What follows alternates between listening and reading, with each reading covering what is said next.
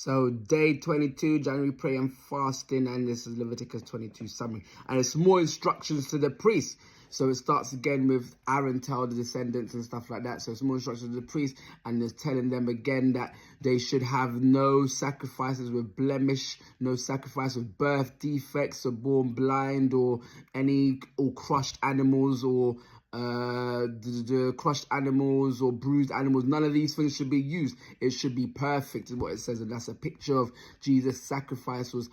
Jesus was sacrificed. Jesus was perfect. His attitude was perfect. His motives were perfect.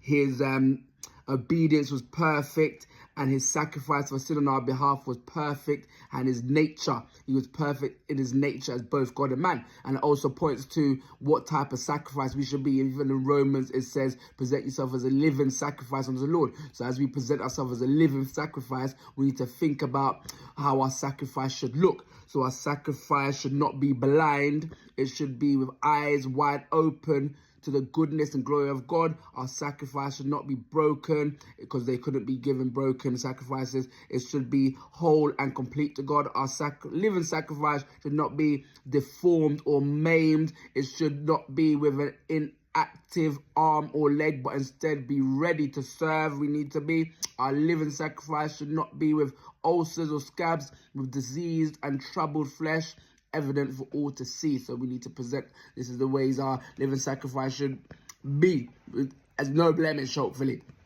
Then it also talks about, what else the chapter talks about? So it ends with 4 reasons why God is telling them that they should keep the commandments and honor him. And it says, because of who God is one reason. It says, I am the Lord. And because of what he is, he says, my holy name. And because of what he is doing, he says, I am the Lord who sanctifies you. And because of what he has done, he says, I am the Lord that brought you out of Egypt. So to summarize the chapter, we had more instructions given to the priest. It says, it will also cut off people from his presence, if any. So all of the priests, they were not meant to eat anything or touch it. There were certain things that was deemed holy, like the altar, the tabernacle. Certain things were holy things, which means it belongs to God. So if they were to profane these things or touch it unclean, then they could be cut off from his presence. And even a stranger was not meant to partake in any of this holy stuff or eating of the bread and stuff like that. But a priest's daughter as well, only if she was not with a stranger, she could partake.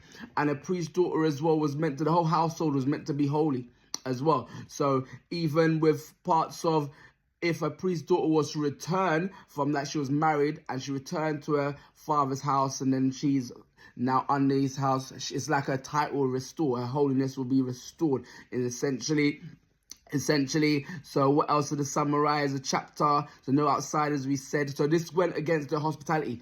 Israel, or people then, their hospitality was to give people their best, but they weren't allowed to give strangers the food, the holy things. What else? We talked about the priest's daughter. If she comes back, she can eat. And also in the last chapter, we talked about the priest's daughter also had to be holy. It was like a leader. If a priest is called to a certain calling of leadership, then it's like the people in their household as well were called to be also set apart, holy as well. So what else did we read? And no sacrifices to have blemish, we talked about. And that passage reminds us of what we said about being a living sacrifice. And then we talked about do not kill both.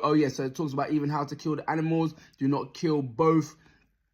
They say like the bull, the young of the animals, and the mother and the child on the same day. So this was like a Canaanite fertility ritual. So some of this could have been seen as a polemical function, so like promoting 2 things. So one, not being like the pagans, but at the same time having a care for life, understanding that life is sacred. So even, and having the right attitude. So even if you're having to kill animals for the sake of living or the sake of sacrifice, it's not you're doing it like you're better than them or anything. You're doing it in a humble way and not just doing it in a bad way.